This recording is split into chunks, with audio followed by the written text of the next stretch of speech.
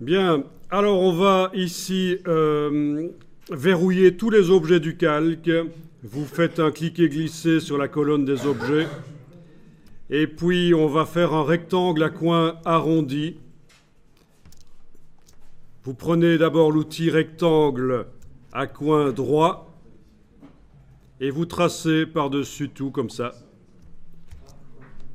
Vous choisissez une couleur de fond, donc la case de fond en avant-plan. Voilà.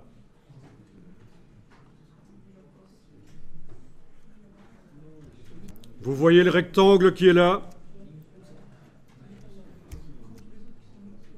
Tous les autres objets du calque sont verrouillés, comme ça on est certain de ne pas travailler sur eux, par erreur.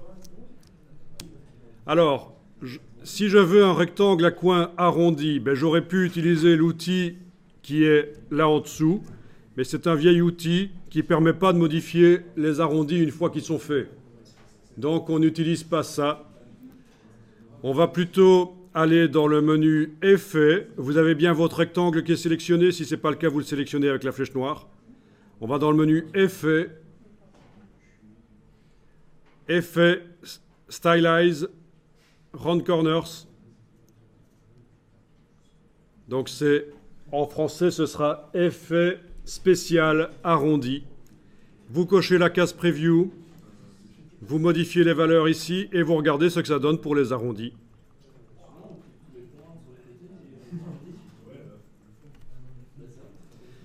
Donc vous êtes en train de me parler de l'autre méthode nouvelle, les petites rondelles qui apparaissent.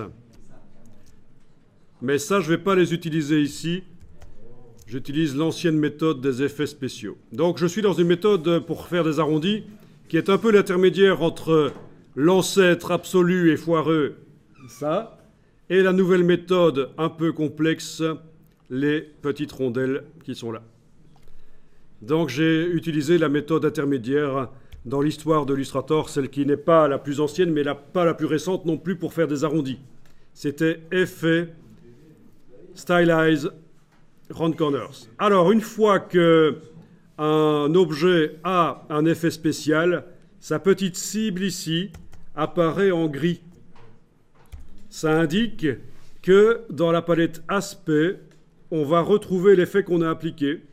Alors allez-y, menu Window, Appearance, c'est la palette Aspect, c'est menu Fenêtre Aspect, Window Appearance.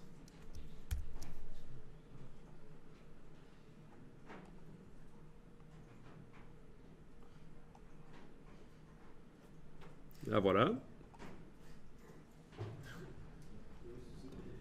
Alors le principe, c'est que pour modifier un effet spécial qu'on a mis sur un objet, il ne faut pas retourner dans le menu.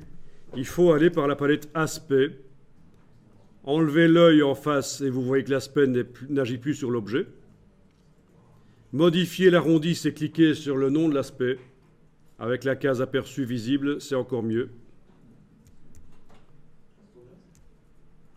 Voilà.